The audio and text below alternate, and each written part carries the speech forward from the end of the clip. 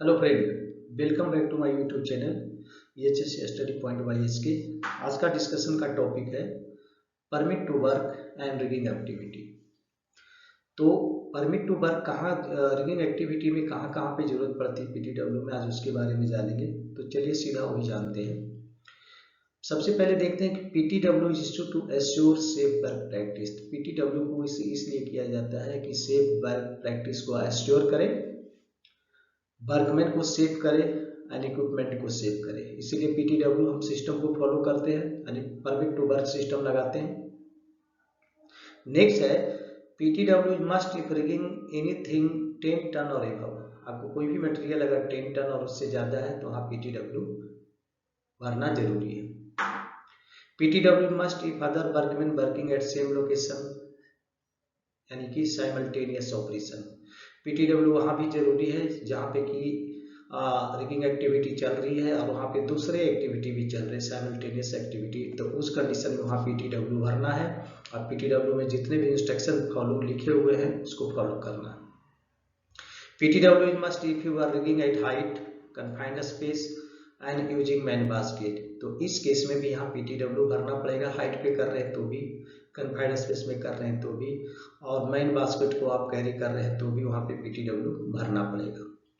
PTW must when rigging anything inside restricted area. अगर restricted area में अगर कोई भी रिगिंग एक्टिविटी चल रहा है तो वहाँ PTW भरना पड़ेगा। और रिस्ट्रिक्टेड एरिया का मतलब हो गया कमीशनिंग एरिया या प्रोसेस प्लांट, जहाँ पे कि एटमॉस्फेयर का अलग अलग एटमॉस्फेयर होते हैं। पॉइजनस एटमॉस्फेयर तो फ्लेमेबल एटमॉस्फेयर चांसेज हैं, तो वहाँ पे PTW भरना है और प्रिकॉशंस के साथ काम करना। PTW is must if you are using material for assets such as scaffold, aluminium ladder in restricted area। Restricted area में आप स्कैफोल्ड बना रहे हैं, एल्यूमिनियम लैडर का इस्तेमाल कर रहे हैं, तो वहाँ पे भी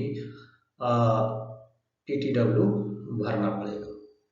Everyone must be informed and aware of the activity working radius of center of gravity। और एक चीज इसमें और भी ध्यान रखना है, ये सारी चीज मैंने बताया जहाँ की PTW की आवश्यकता है और वहाँ पे इसको भरना है। लेकिन अगर सभी लोगों को यहाँ पे है क्या करना है, इन्फॉर्म करना है। अगर क्रेन का रेडियस उस एरिया में आ रहा है और वहाँ पे दूसरे ग्रुप भी काम कर रहे हैं, कुछ अलग एक्टिविटी कर रहे हैं और क्रेन का रेडियस उस एरिया में आ रहा है, तो उनको इन्फॉर्म करना जरूरी है कि अभी यहाँ पे ये एक्टिविटी चलने वाली है, आप लोग प्लीज हट जाओ। नेक्स्ट देखते हैं। आप देखते हैं कि यहाँ पे कुछ रूटीन टाइप की एक्टिविटी होती है। रूटीन लिफ्ट होता है और एक दूसरा होता है अनरूटीन लिफ्ट। तो इसमें देखते हैं रूटीन लिफ्ट क्या है। Lift with in the normal operating parameter of the crane. मतलब नॉर्मल जो कंटिन्यूअस जो चल रहा है उसी में चल रहा है, कोई there is no any change in this, तो ये नॉर्मल ऑपरेशन पैरामीटर में आएगा।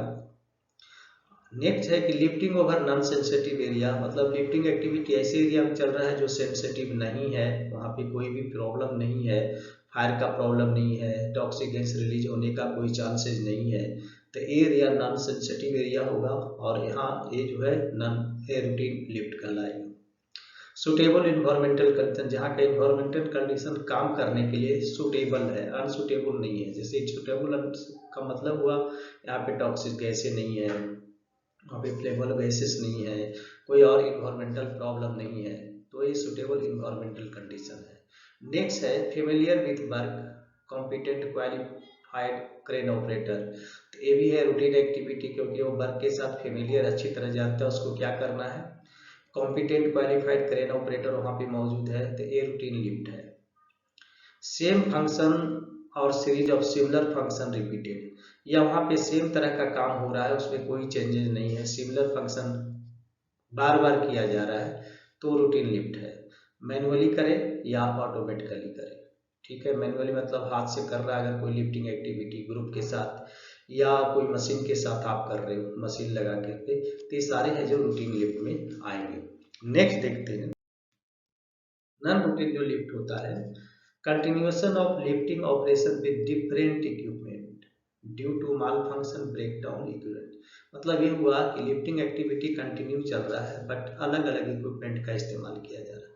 तो ये है जो कि एक ही सेम तरह का इक्विपमेंट वहाँ पे इस्तेमाल नहीं हो रहा है, इसके कारण नॉन रूटीन लिफ्ट होगा और नॉन डिफरेंट इक्विपमेंट क्यों यूज किया जा रहा है, इसका रीजन हो सकता है कि माल फंक्शन हो, कोई इक्विपमेंट जिससे काम करना था ब्रेक डाउन हो गया हो, या एडिक्यूसी है पर्याप्त मात्रा में नहीं है, या अनसुटेबिलिटी उसके लिए वो सुटेबल नहीं हो पा रहा है।